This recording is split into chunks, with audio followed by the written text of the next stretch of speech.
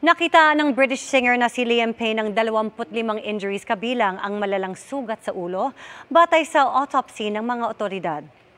Sabi ng pulisya, consistent ang injuries sa mga sugat na may kinalaman sa pagkahulog mula sa ikatlong palapag ng hotel. Mag-isa rin daw si Liam nang mahulog at may mga indikasyon daw na nakaranas si Payne ng episode dahil sa umano'y substance abuse. Ayon pa sa pulisya, sira-sira ang kagamitan sa kwarto ni Liam at may mga nakitaang hinihinalang droga at alcohol sa kwarto. Dagdag ng pulisya, may natagpuan silang bote ng whiskey, cellphone lighter, energy packs at gamot laban sa anxiety.